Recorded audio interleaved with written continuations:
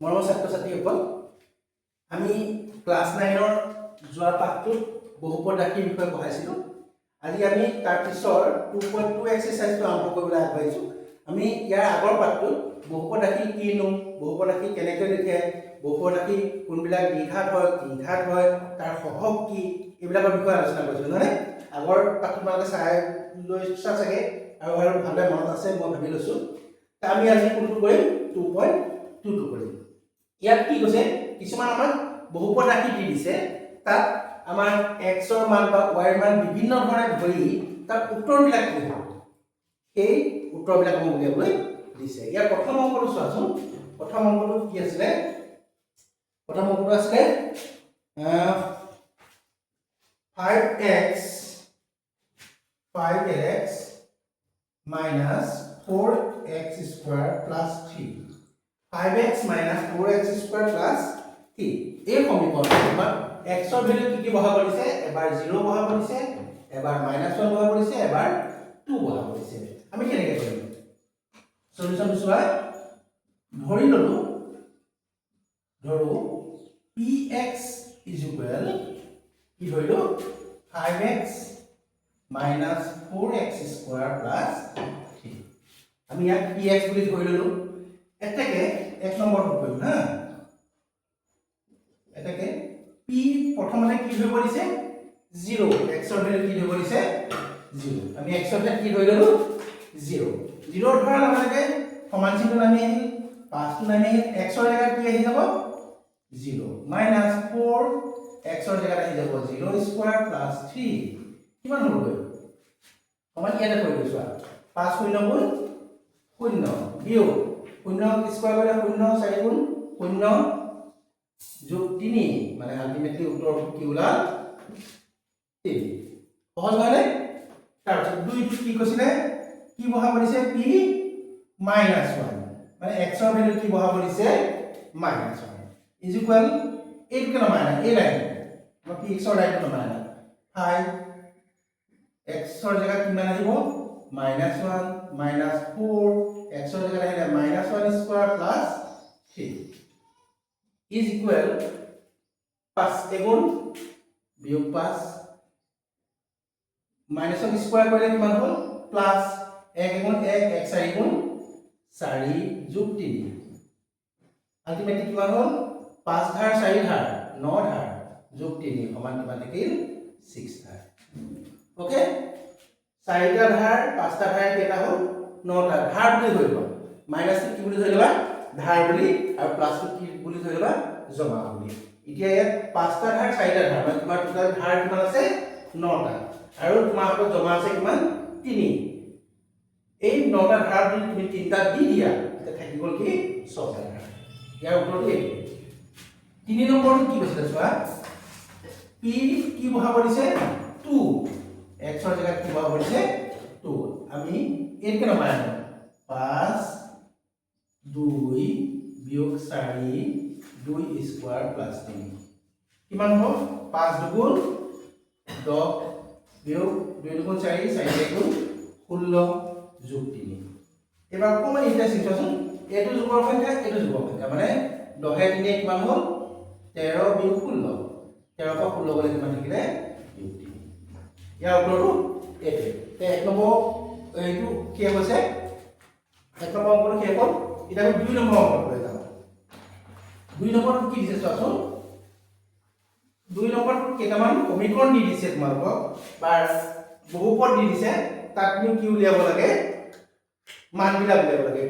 প্ৰথমটো চোৱা, 2 1 টো কি দিছিলে? py is equal y square minus y plus 1. ইয়াত কি কি বহাব লাগে? এবাৰ 0 বহাব লাগে, এবাৰ 1 বহাব লাগে, এবাৰ 2 বহাব লাগে। এটাকে আমি যদি 0 বহাই দিও, p 0 is equal কিমান হ'ব? 0 square minus 0 plus 1 is equal to 0 1 হ'ল। p 1 বহাব যদি 1 square minus 1 plus 1 কিমান হ'ল? 1 গুণ 1 1 বাৰ 1 গুণ 0 থাকিল 0 1 1 p যদি 2 বহাও এটোকে এই লাইনতে 2 স্কয়ার minus 2 plus 1 2 2 4 4 পা 2 গল 2 2 1 এক নম্বৰ অংকটো ঠিক কিমান সহজ দেখিছানে তাৰপিছত আমি 2 নম্বৰটো যাওঁ চাচোন 2 নম্বৰত কি আছিলে pt মানে তোমাক অকল xতে বুজোৱা নাই বেলেগ বেলেগ চলকো তোমাক বুজাব চেষ্টা কৰিছে প্ৰথমটো x দিলে দ্বিতীয়টো y দিলে এবাৰ t ব্যৱহাৰ কৰি পাইছে অংকটো কি আছে 2 + t + 2t স্কয়াৰ - t ইয়াত কি কি বহাব দিছে 0 1 2 আমি বহাই দিম যেনিবা p যদি 0 বহাম তে দুইটো নামি আহিল t জায়গা কি আহিল 0 2 t জায়গা 0 স্কয়াৰ - 0 কিউব কিমান হ'ব এটো 0 এটো 0 এটো 0 এটা কি 2 যদি p1 বহাম p1 বহালে কি হ'ব এই লাইনতে 2 যোগ 1 যোগ 2 1 স্কয়াৰ বিয়োগ 1 কিউব মানে 2 1 3 1 গুণ 1 1 দুগুণ 2 2 2 4 1 5 5 পৰা 1 গল কিমান থাকিল 7 and 1 cube equal 1 p2 equal এবাৰ 2 বহাই দিও এক লাইনতে 2 নামি আহিল 2 2 2 স্কয়াৰ - 2 কিউব ইয়াত বাচোন 2 কিউব মানে 8 2 স্কয়াৰ মানে 4 4 2 যায় 8 এটা কাটা গল এটা কাটা গল থাকি গল কিমান 2 1 7 2 নম্বৰ কি এটা 3 নম্বৰটো যাও 3 নম্বৰত কি দিছে চোৱাচোন px = x কিউব এটা ভেৰি ইন্টাৰেস্টিং বহুত সহজ দিছে চোৱা এটাকে p0 কিমান হ'ব 0 কিউব = 0 p1 কিমান হ'ব 1 কিউব = 1 p2 কিমান হ'ব 2 কিউব = 8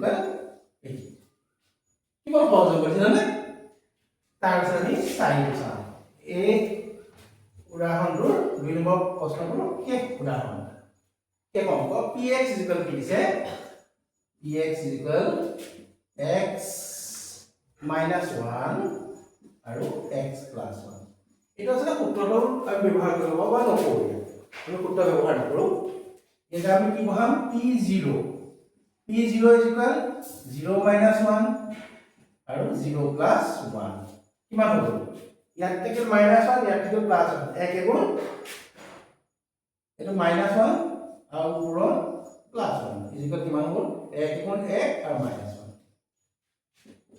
p1 1 বহালে কি হ'ব এই লাইনটো x সমান 1 - 1 ব্ৰেকেট 1 + 1 কিমান হ'ল 1 পৰা 1 গল 0 1 এ 1 এ হ'ল 2 কিন্তু আলটিমেটলি কি হ'ল 0 এ হ'ল এবাৰ আমি কি বহাম p2